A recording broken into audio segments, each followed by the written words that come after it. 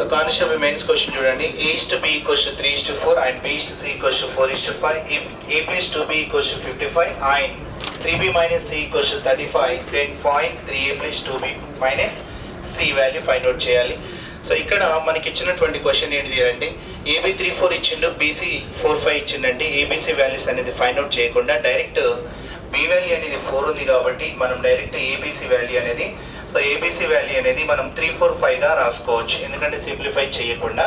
So 345 రాసుకోవచ్చు. కానీ ఇక్కడ 345 అనే వాల్యూస్ని మనకి ఎప్పుడైతే ఇక్కడ కండిషన్ అప్లై చేయమంటున్నాడో A plus 2B equals to 55 అవ్వాలి, అలాగే 3B minus 5C equals to 35 అవ్వాలి. ఆ రెండు అనేది సాటిస్ఫై అయితేనే మనం ఇందులో అప్లై చేస్తాం. కాకపోతే డైరెక్ట్ ఎట్లా అప్లై చేయొచ్చు అని అంటే ఈ వాల్యూస్ని డైరెక్టే అప్లై చేస్తే ఇప్పుడు 3 ఇంటూ మనం ఏం రాసుకోవచ్చు అంటే A ప్లేస్లో 3 రాసుకోవచ్చు. అదేవిధంగా 4 అంటే 2 ఇంటూ ఏం రాసుకోవచ్చు అంటే B ప్లేస్లో 4 రాసుకోవచ్చు. అలాగే ఇక్కడ C ఈక్వల్స్ టు 5 రాసుకోవచ్చు. అంటే 3 ఇంటూ 3 ఎంత తీసుకోవచ్చు అంటే 9 తీసుకోవచ్చు. 2 4 ఎంత అంటే 8 తీసుకోవచ్చు. మైనస్ ఎంత అంటే 5 తీసుకోవచ్చు. అంటే ఇక్కడ రెండు యాడ్ చేస్తే 17 మైనస్ 5 ఈక్వల్స్ టు 12 వచ్చింది. అంటే నీకు వచ్చినటువంటి 12 ఏదైతే ఉందో ఆ ఆప్షన్లో ఈ 12 అనేది దేన్ని అయితే డివైడ్ చేస్తుందో అది ఆప్షన్ అవుతుంది. సో 75ని కట్ చేయదు, అలాగే 45ని కట్ చేయదు, అలాగే 50ని కట్ చేయదు, ఓన్లీ 6ని మాత్రమే కట్ చేస్తుంది.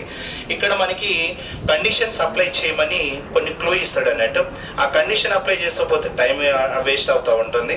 అందుకోసం కండిషన్ ఎప్పుడైతే ఇస్తాడో ఏదో ఒక క్లూ ఇస్తాడు కాబట్టి అలా 12 తోటి డివైడ్ అయ్యే నెంబరు మిగతా 3 అనేది కట్ కావు, ఒకటే మాత్రమే కట్ అవుతుంది. సో దీన్ని మన ఆప్షన్గా తీసుకోవచ్చు. అండ్ ఎక్స్ వితౌట్ ఎక్స్ ఏది అప్లై చేయకుండా డైరెక్ట్ వెళ్ళొచ్చు అన్నట్టు.